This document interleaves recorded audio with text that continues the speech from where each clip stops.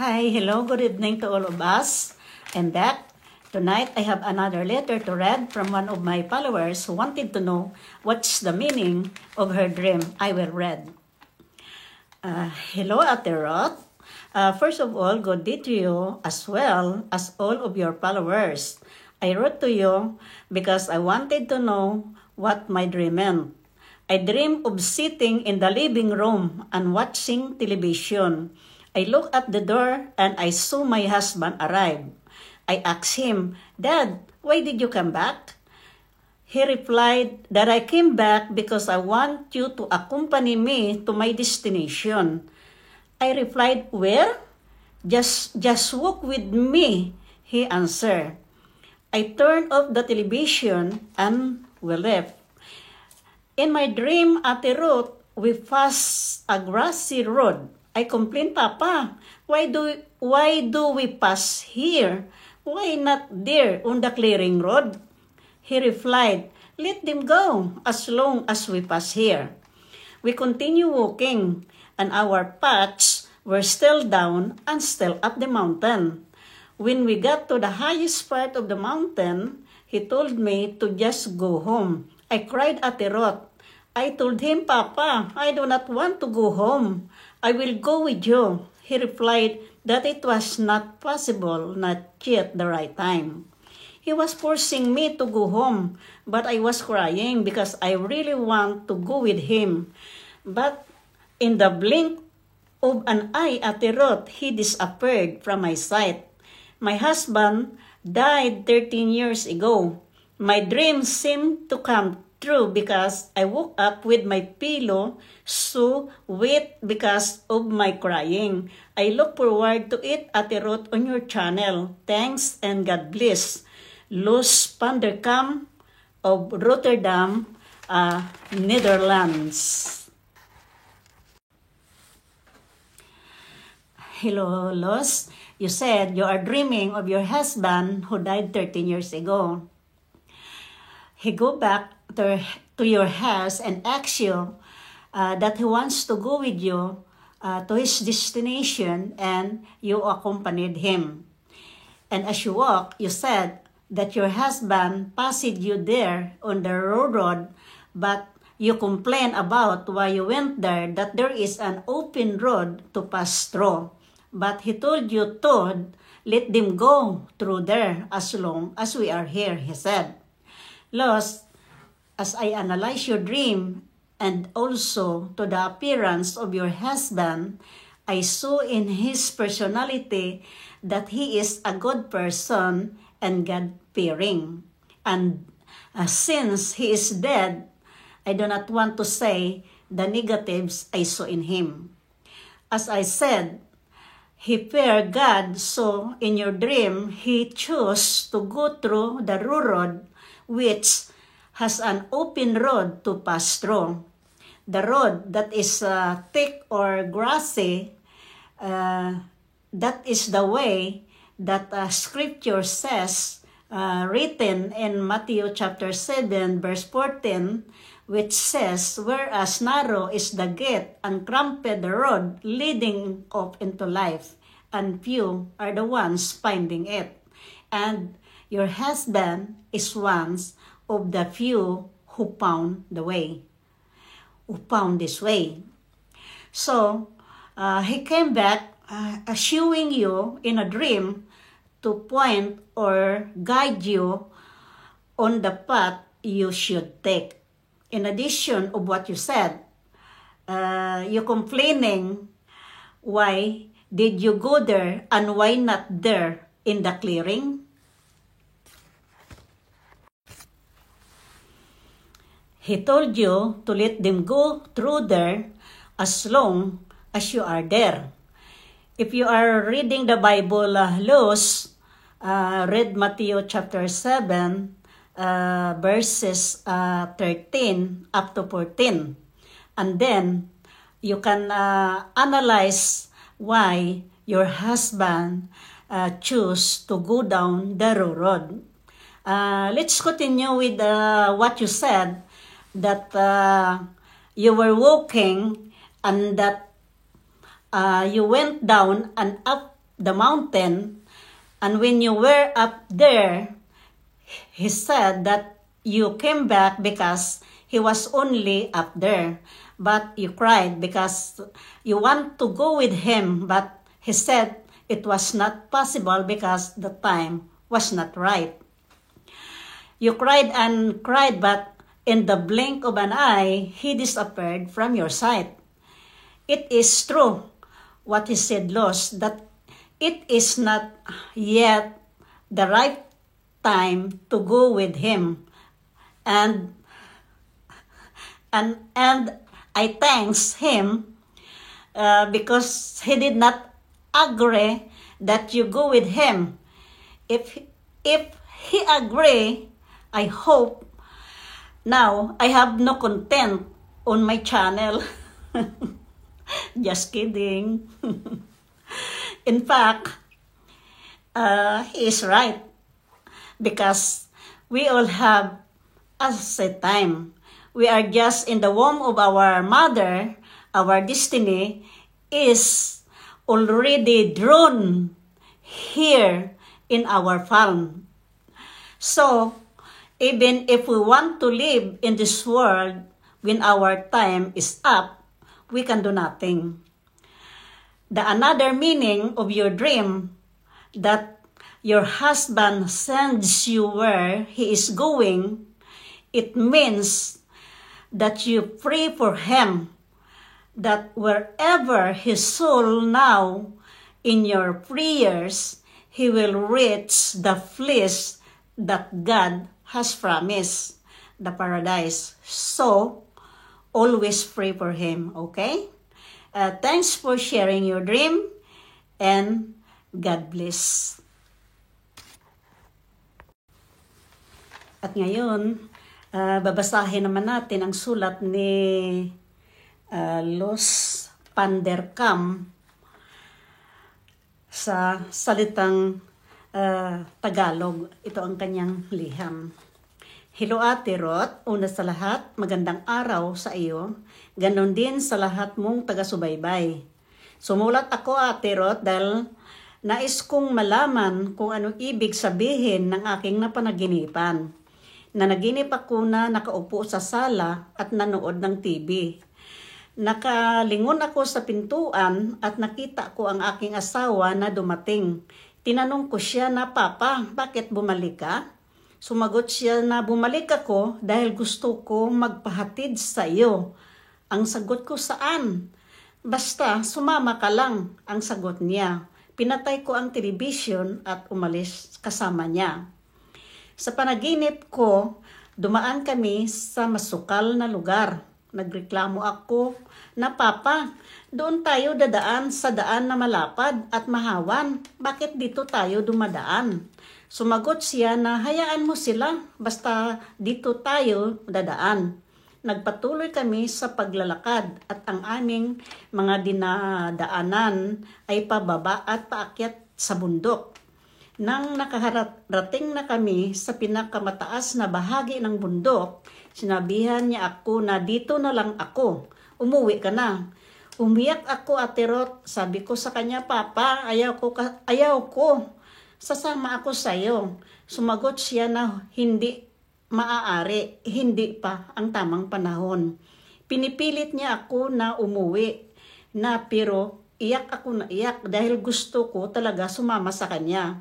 Pero sa isang iglap lang, nawala na siya sa paningin ko. Anong ibig sabihin ng panaginip kong ito, Ate Rot? Ang asawa ko ay 13 taon nang namayapa o namatay. Parang totoo ang panaginip ko dahil nagisnan ko pa na narinig ang pag-iyak ko. Maraming salamat and God bless. Los Pandercam ng Rotterdam, Netherlands. Los, sabi mo, ang asawa mo ay 13 years na, 13 anyos nang namayapa. Ngunit, sabi mo, habang nanonood ka ng TV, nakalingon ka sa pintuan at nakita mo siya na bumalik. Kaya tinanong mo siya nga, Papa, bakit bumalik ka? Ang sagot niya na bumalik ako dahil gusto ko magpahatid sa iyo sa aking pupuntahan. So, ang ginawa mo, pinatay mo ang TV at sumama sa kanya. At sabi mo habang naglalakad ka mo, doon kaniya dinaan sa masukal or madamo nga lugar. At sabi mo dahil ikaw ay reklamador, sinabi mo na, Papa, bakit iyo na daan na may daan naman doon at nakita mo doon na may mga tao naman na marami naman tao doon na dumadaan sa magandang daan. Bakit doon pa sa daan na yun siya dumaan? Pero ang sagot niya sa iyo na hayaan mo sila na dumaan doon basta dito tayo. At ang sabi mo sa patuloy nyo sa paglakad, ang dinadaanan nyo ay patawag dito palusong ganyan at paakyat pa ganun sa bundok. At nang doon na kayo sa itaas ng bundok, sinabi niya sa iyo na sige na, dito na lang ako, umuwi ka na. Pero umiyak ka ng umiyak na sinabi mo, Papa, ayaw ko, gusto kong sumama sa iyo, pero sabi ng asawa mo hindi po pwede dahil hindi pa ang tamang panahon. Alam mo, Los, ang ibig sabihin ng asawa mo na bakit nagpakita siya sa panaginip,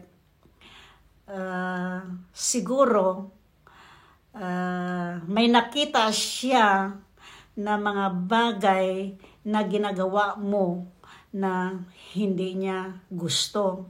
Kaya lumutang siya sa panaginip mo upang ituro ang daan na dapat mong dadaanan. At yung sinabi mo na daan na tawag doon masukal or madamo, yun ang daan na nakasulat sa Matthew chapter 7. Kung nagbabasa ka ng Biblia, basahin mo yung chapter 7 mula sa 13 hanggang 14. Doon sa 14, nagsasabi na samantalang makipot ang pintuang daan at masikip ang daan na umaakay patungo sa buhay at kakaunti lamang ang nakakasumpong nito. At isa ang asawa mo sa nakakasumpong ng makipot na daan na ito. So, ang asawa mo, sa nasabi ko na, nagpakita sa panaginip mo upang i-guide ka sa daan na dapat mong lalakarin or daanan.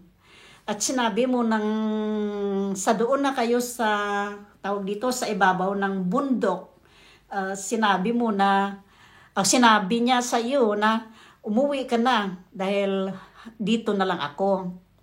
So, umiyak ka ng umiyak dahil, Papa, ayaw ko, gusto ko sumama sa iyo. Pero ang sabi niya na hindi po pwede dahil hindi pa ang tamang panahon. Tama siya. Hindi pa ang tamang panahon na sumama ka doon. At nagpasalamat din ako na na hindi siya pumayag na sumama ka. Dahil kung sumama siya na pumayag ka, ngayon wala akong iko-content dito sa aking channel. Dahil wala ka na yun ang ibig sabihin. At mabuti na hindi siya pumayag na sumama ka dahil ang sabi niya ay hindi pa ang tamang panahon. Tama siya. Kasi tayo, binubuntis pa lang tayo ng ating mahal na ina. nakasulat na dito, nakaguhit na dito sa ating palad ang ating kapalaran. At nakasulat na dito kung ano kahaba ang ating ititira sa mundong ito. Kaya kung gustuhin taman at sa hindi, kung oras na natin, wala tayong magagawa. Dahil sa nasabi ko na, sa loob pa lang tayo ng bahay bata ng ating mga magulang ay dito nakasulat na ang ating kapalaran. Kaya hindi mo pa oras, baka may mission pa ka sa mundong ito na dapat gawin. At ang sinabi mo na may isa pang kahulugan ang iyong panaginip, na ang sabi niya, gusto niya magpahatid sa iyo sa kanyang patutunguhan. Ang ibig niyan sabihin, Luz, kung ano man ang paniniwala ninyo, Katoliko ka man, Protestante ka man, o ano ka man, ang ibig niya sabihin na pag ipipray mo siya, pagdasalan mo siya, na kung saan man ngayon ang kaluluwa niya, by way of your prayer, marating niya ang lugar na gusto niya maabot, ang lugar na pinangako ng Diyos, ang paraiso. So yan ang ibig sabihin ng sinabi niya, ihatid mo siya sa kanyang pupuntahan. Yun ang ibig sabihin, Los. Ipagdasal mo siya. Kung Katoliko ka, pamisahan mo siya. Kung ano man ang inyong paniniwala, wala ako kontra sa kung anong paniniwala eh.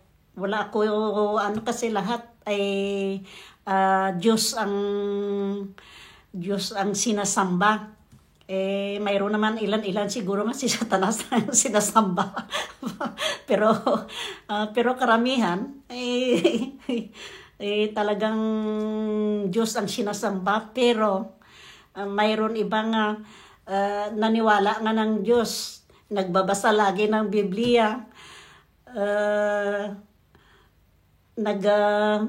nagtuturo, pero kung ano ang kanilang natutunan ay hindi nila ina-apply sa kanilang mga sarili. So, for example na lang, yung nag-aaral ako ng high school, si Father, hindi ko na lang banggitin ang pangalan. May anak siya, may babae siyang binuntisan din sa lugar namin. Dahil nag-aaral ako sa Madre, sa St. Agustin, lahat kami dahil yung pare na yun sa lugar namin, pinagkaisahan ng tao na paalisin siya sa lugar na yun. Pero dahil sa nag-aaral ako sa St. Agustin, siyempre, ang madre, ang sinasabi nila na ang padre ay para sa madre. Biro lang. Pinapirma kami ng Mother Superior na kasi ang taong bayan nagpirma na paalisin siya. So nagpirma kami against sa taong bayan na hindi po pwede paalisin yung paring iyon. So medyo nagtagal-tagal din siya sa lugar na iyon. Kaya iyon ang sinasabi na kung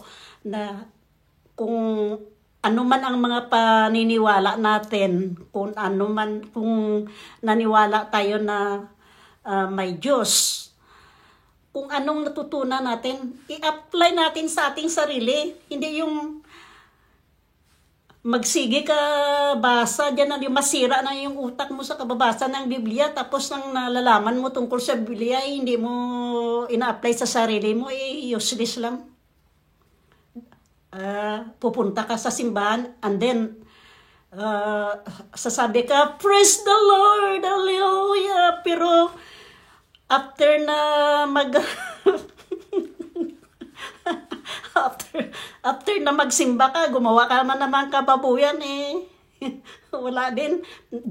Dumagdag ka lang ng kasalanan mo. Mas mabuti pa na huwag ka na lang magsimba pagka ganyan malang, di ba?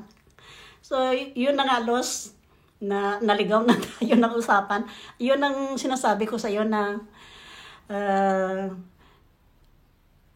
ang ibig sabihin ng iyong asawa na gusto niya magpahatid sa kanyang pupuntahan ay yung ipagdasal mo siya. Siguro, yung sinasabi, kung sa Katoliko pa, hindi ako nagkukontra Katoliko, yun ang sa akin lang na sinasabi nila na pamisahan mo dahil ang kaluluwa niya andun dito sa purgatorio. So, pamisahan mo ng pamisahan para makapunta doon sa langit siguro to. Wala ko alam, basta ganon. Yun na nga po. Kung Katoliko ka, pamisahan mo kasi yun ang inyong paniniwala eh. Okay? Maraming salamat sa pagbahagi mo ng iyong panaginip. Maraming salamat.